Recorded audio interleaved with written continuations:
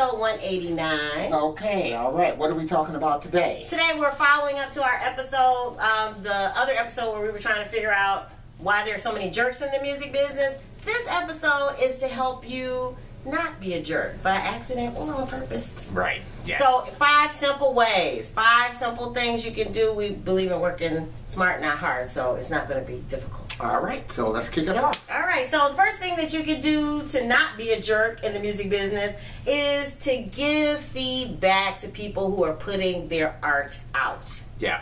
And it can be as simple as, you know, on social media, a thumbs up. Yeah. It can be a hey, great job, or nice tune, or go listen even. Yeah. You know, just something to support. And I'm not saying everybody, but I'm saying just if you give more, that will create more positivity, right? And you'll be less of a jerk. And it doesn't mean that you have to be dishonest. So, no, I mean, if it's something that you don't like or something that you're not feeling or just a way that you feel like you can be constructive, then, you know, I think it is good to give constructive criticism too. And you can do that without being cruel. Yeah. You know, you can. And I think a lot of times it's like, especially with criticism, if you kind of start off with the things that you liked about something and things that you think might be helpful for improvement, you know. So I like that. I think when we were on GarageBand a while back, it was really helpful for me to get certain criticisms about songs. So, what do you mean? like, people might say, hey, you know, I really like the song, but you know, I felt like the vocals were too low. You know, that it would help if the vocals were a little bit up in the mix, or maybe they would bring out other things that they felt like was, oh, you know, I think this is a little bit askew, or I think it might be beneficial if you did this, or beneficial if you did that. You know, and it was good to kind of get that type of criticism. And after a while, I started seeing that, all right, you know, there was like a cross-section of criticism about the vocals being too low, which, you know, made me say, okay, maybe I need to boost them up in the mix. I need to bring the vocals up in the mix because people are hearing it that way. So I think that's always good to get that type of constructive criticism. Or it could be about, you know, maybe how to finish a song, or maybe if they felt like, oh, you know, this song would really benefit from, you know, having an intro, or it would benefit from this or benefit from that. You know, again, it's helpful to get that type of criticism, other than just say, you know, I hate it. Hey, you know, or just nothing, right? You know? And a lot of times, I think we suffer a lot of artists just from the silence. And you just know that, and you know that people have seen it. And I know social media limits the amount of people that see your stuff, but I'm saying you can't constantly put things out and then there's no feedback. And I do understand that as far as like record labels and things like that, listening to your music, that this is the reason why that they don't necessarily go for unsolicited material. And even if they do receive it, probably won't say anything about it, is because of the simple fact that, you know, their artists could be putting out records. And to the extent that they put out a record that coincidentally sounds anything close to what somebody may have submitted, you know, there's always this issue of, hey, well, you heard it, and, you know, matter of fact, you gave me feedback on this, so we know acknowledging that you heard it, and, you know, we know you know this artist, so that means that this artist had an opportunity to actually hear the song. And so that's why a lot of times they don't necessarily take unsolicited material, or they really kind of limit who they're taking material from. You know, just to make sure that they're kind of limiting their liability. So, you know, I do understand that with respect to record labels, that you probably won't expect to get feedback if you're just doing like these cold send-ins. So, you know, keep that in mind. But, you know, every now and again, well, anyway, it helps to again, to try to respond to people, because music is weird because you're kind of putting your soul out there. You're vulnerable. Even if you're making it to get chicks and make money, still a part of yourself goes into making whatever that is. And I'm just saying that, like, you know, for your average just artist, you know, just guys kind of hearing stuff, that kind of thing, it's not gonna be a big deal. Nobody's gonna take a lawsuit to sue somebody about, you know, ripping off your song, you know, so that they can get like the 2 cents that somebody made off. That's just not gonna happen. So, you know, I mean, so especially in our community. You're not looking at that type of risk, but I'm just explaining as to why, if you're hearing silence from just soliciting record labels or anybody who kind of has a name within the industry and are working with other people in the industry, there is that issue of liability that they have to kind of look out for. So. Yeah. All right, cool. So that was number one. Number two is you've already kind of piggybacked a little bit already on that, which is whenever you give critiques, find something good. And again, we're not saying being inauthentic, but usually, even I know back when we had the zine and we were reviewing music, even if it was the worst song, there's always something good. And I don't care if it's the, hey, your cover art is the bomb, or love that intro, or the guitar playing is good. And then even if you say, you know, the rest of the song needs, you know, maybe strengthen the chorus, or you know, something like that, or the vocals could be more in tune, or whatever. So, but at least start with the good stuff, because again, nothing is all bad, and I just believe that. Or maybe it is. I mean, you know, in your opinion. So I just kind of go to this too, that also leave leeway for the fact that there are artists out there who are releasing music that you do not like. Yeah, that's that true. You cannot find any redeeming characteristics of that music, and they have music that comes out. So, you know, a lot of times when I would hear music like that, then I would acknowledge that. That, hey, look, you know, this might not really be my style of music, you know, because I kind of look for these types of things. But you know, sometimes I might even listen to it and say, you know, hey, but I've kind of heard this kind of stuff before.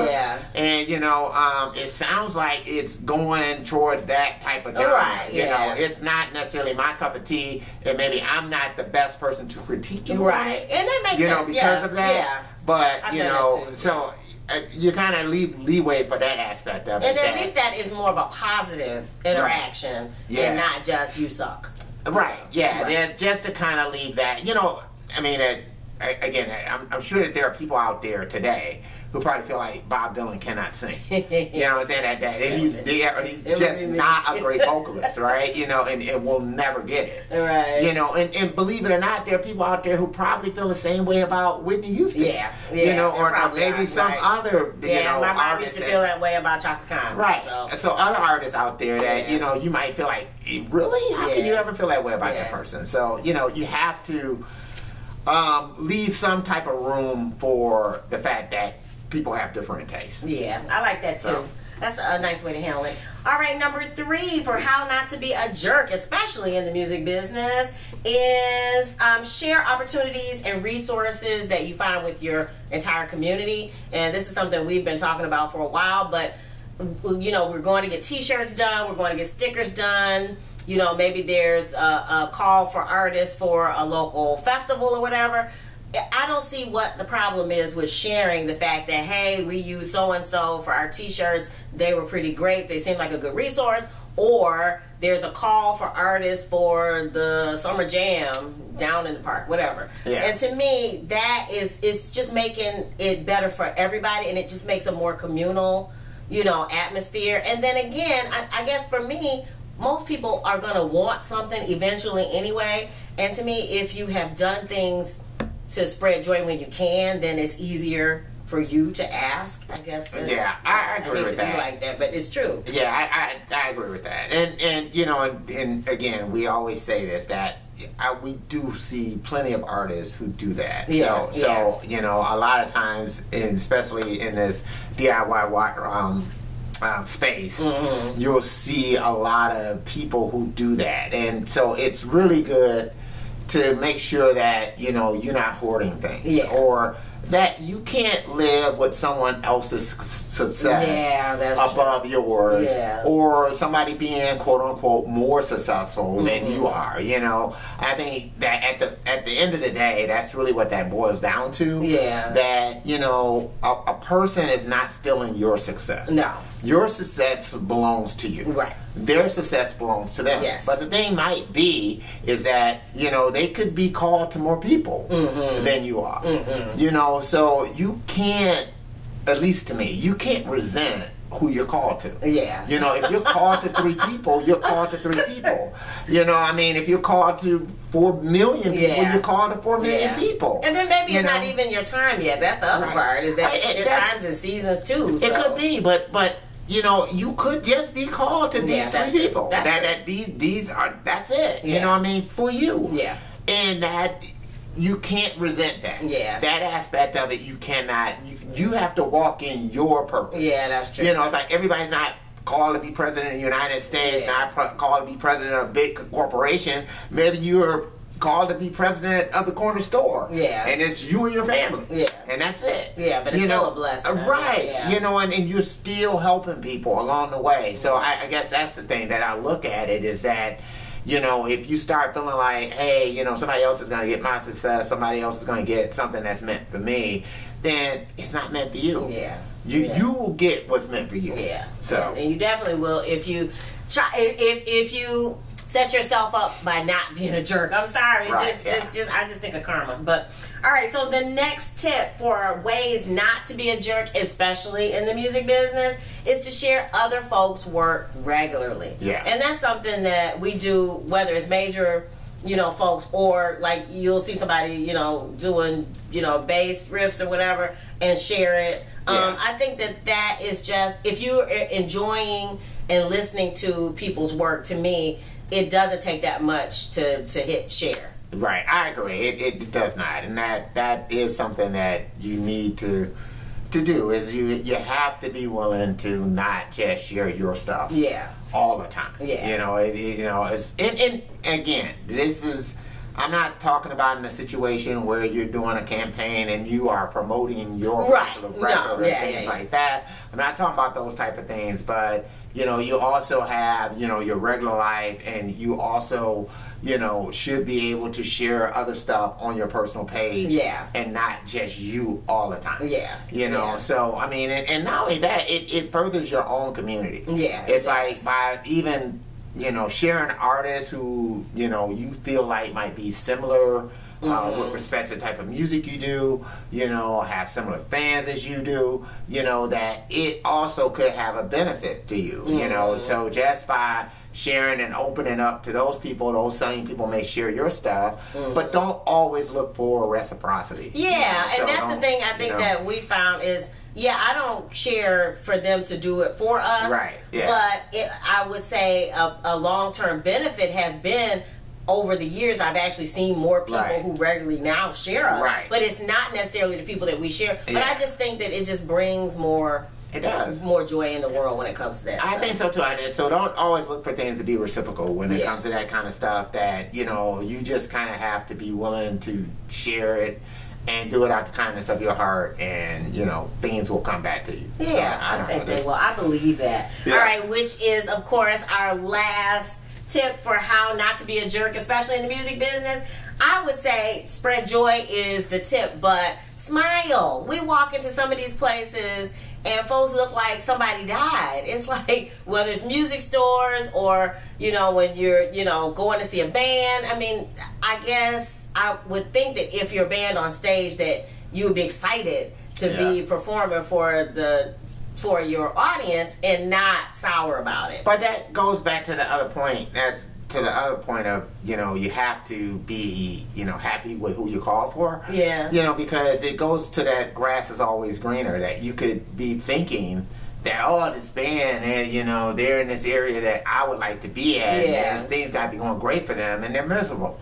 You know, and so, I mean, that sometimes that is the way things shake out. And that's why, again, you have to be happy with running your own race, with who you're called to, and, you know, happy with your success. Oh yeah, whatever that might be. We did hear that in Nashville, where they were saying that if you get stuck in that cycle of doing the cover band thing, that you make a lot of money, but then you're not actually spending time on your own music. Right. That people think, hey, this is a great gig because it pays so well, and you can really pay bills and raise a family, but that your own music can suffer. So, you so can get derailed from actually that process of it. Or, you know, you might look at somebody who's got a record deal or whatever else, and, you know, and they still might not feel like they're doing the music they wanted to. They're doing the music that the label wants to do. Yeah, that's true too. So again, I mean, you have to always, and I keep kind of going back to self, because I think that's where all of this stuff, at the end of the day, that's where it's all going to come down to, is that you being happy with you, We're happy with who you're called to, happy with whatever level of success that you're at. You know, that you have to learn to enjoy that. You have to enjoy, you know, the journey. Yeah. You know, so, I mean... The music you're making, you know, the experiences that you're having, the people that you're meeting. Yeah. That it has to be... Or find the part in it that you can. I guess even with the DIY Rockstar thing, I know you're wearing all the hats and maybe some of them are uncomfortable, but at least find you in that process. So. There's always going to be peaks and valleys. I don't care what level of success that you're at, you know. I mean, you could be on top of the world.